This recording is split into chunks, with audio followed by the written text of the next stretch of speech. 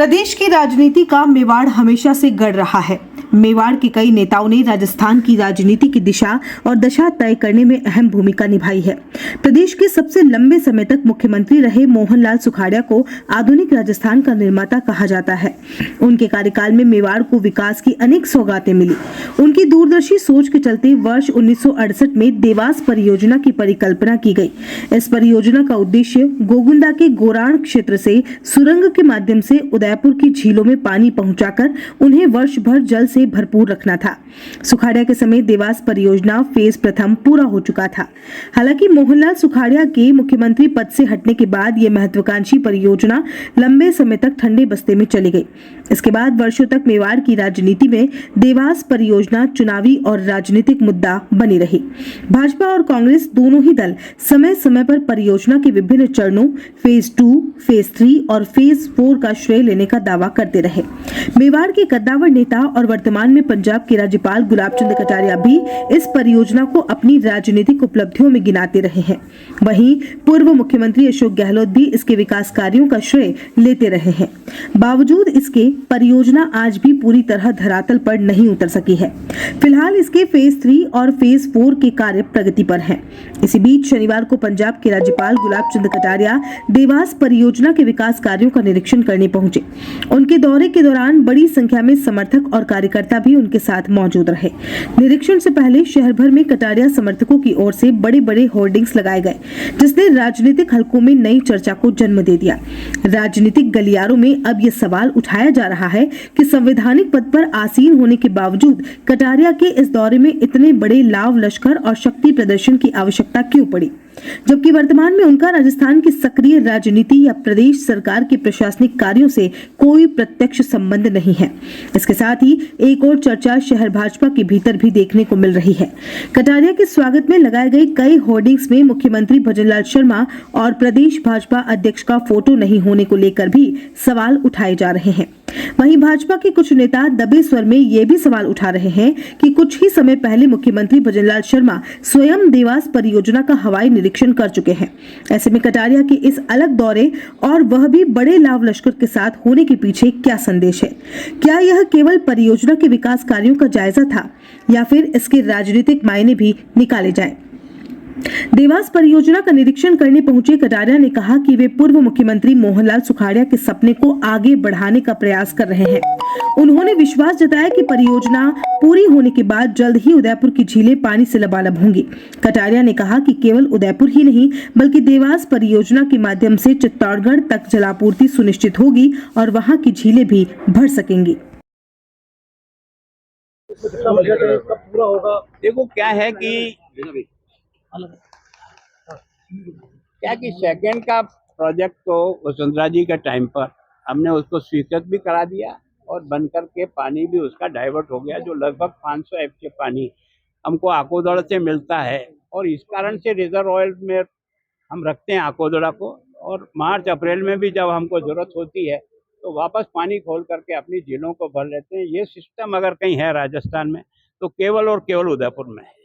लेकिन हमने सुखाड़िया जी को जो अधूरा सपना रहा था, उन्होंने 4 चरण इसके बनाए थे देवास का। ये पानी साबरमती के माध्यम से होकर के अरब सागर में जा रहा था। इस पानी को ये जो हमारी पहाड़ियाँ हैं ये डाइवर्ट करती है 2 साइड में। पीछे का साइड साबरमती होकर के जाता है, आगे की साइड का बंगाल की खाड़ी में जाता है।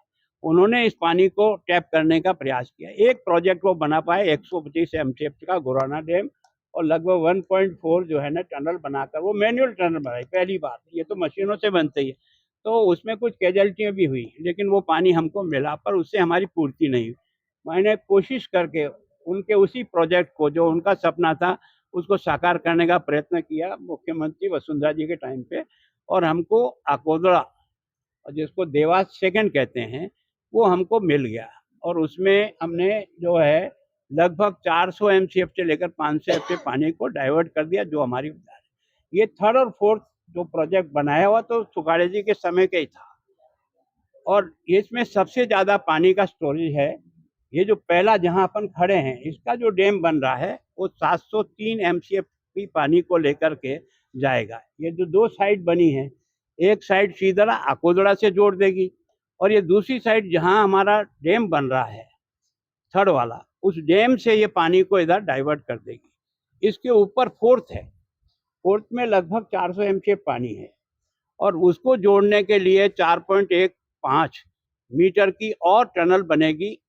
फोर्थ को 3 में लाने के लिए, 3 से पानी 2 में ले जाने के लिए 10.5 किलोमीटर की टनल जोड़ेगी और ये दोनों से पानी मिल करके लगभग 1000 एमसीएफ पानी जो है ना हमको ये एक्स्ट्रा मिलेगा और ये सारा ग्रेविटी से मिलेगा। एक बार खर्चा हो जाने के बाद जो 1700 करोड़ रुपए का लगभग इसका खर्चा है, हो सकता है कुछ कम ज़्यादा होगा बाद में जा करके, लेकिन उसके कारण से हमारे को ही लाभ नहीं, इवन मैं सोचता हूँ चित्तौड़ तक की बेल्ट, क्योंकि हमारे पुरखों ने इसके बाद आपने देखा उदय सागर बनाया हुआ, उदय सागर के बाद में वल्लभ नगर बनाया, वल्लभ नगर के नीचे बड़गांव बनाया, बड़गांव के नीचे गोसुंडा बनाया, गोसुंडा के बाद जो पानी निकलता है वो इस अपना ठेठ चैनल में होता हुआ वो जो अपना बिशलपुर पानी जाता है, जो बिशलपुर सबको पानी पिला रहा है।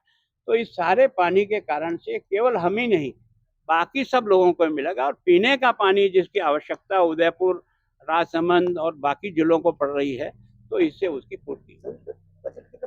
वैसे तो ये कह रहे हैं 28 तक है, लेकिन क्योंकि टनल का काम है वो थोड़ा सा टिपिकल है। डैम तो खड़ा हो जाएगा, लेकिन टनल के काम में कई प्रकार के हर्डल्स आते हैं।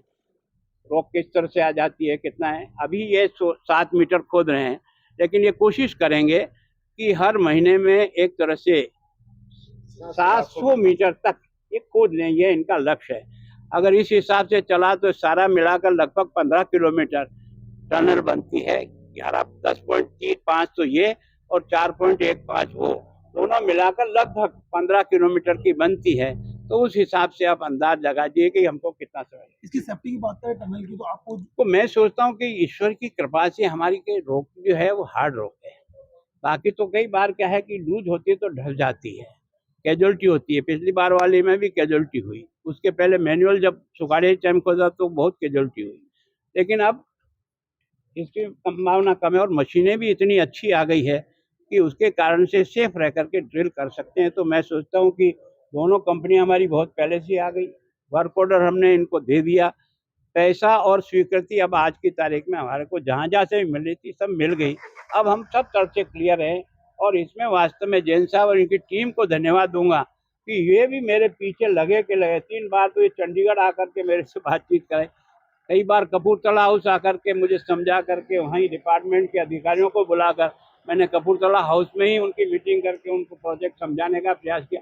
तो सबकी मदद से वास्तव में ये क्लियर शुरू तो हो गया, लेकिन फॉरेस्ट की क्लियरेंस में फरवरी 2024 से लेकर जून 2026 तक बहुत बार इधर से इधर प्रयत्न करना पड़ा। कभी यहाँ रेस्ट्रिक्शन होता है, कभी यहाँ होता है, कभी जमीन के एक्सचेंज में जो जमीन देनी थी वो पहले यहाँ दी, पहले यहाँ के डिपार्टमेंट ने स्वीकार कर ली, लेकिन फॉरेस्ट डिपार्टमेंट ने कहा कि ये ज़मीन पेड़ों की पैदावार की दृष्टि से ठीक नहीं है, तो फिर काम खत्म हो गया। फिर हमने बड़ा ढूंढ कर सरिस्का के पास हमारे पास जो ज़मीन थी सरकारी, वो ज़मीन देने के लिए अलवर वालों को उनको तैयार किया और उसके बाद जब एक्सचेंज में ज़मीन मिल गई तो फिर हमने अपने यहाँ रहे हुए अभय जी जो कलेक्टर थे वो इस डिपार्टमेंट को देख रहे थे, आनंद जी अपने यहाँ जो फॉरेस्ट को देख रहे थे, इन दोनों का भी सहयोग लिया और जहाँ जहाँ गाड़ी यहाँ अटक गई और ऊपर जो है ना मैंने एक तरह से भूपेंद्र जी से बराबर एक तरह से उनका पीछा किया हुआ था और लास्ट वो 22 तारीख के दिन मुझे मिलने भी आए थे वहीं कपूरथला हाउस में। मैंने कहा भाई साहब मेरे को अंतिम स्वीकृति आपकी नहीं मिलेगी तब तक काम शुरू नहीं हो सकता है। उनको भाई साहब आज शाम को आपकी स्वीकृति निकल जाएगी और 22 को शाम को निकल गई। आज की तारीख में हम सभी प्रकार की जो आवश्यक पूर्तियाँ होती हैं वो सारी कर ली है। पैसा हमारे पास है 1700 करोड़ रुपया है।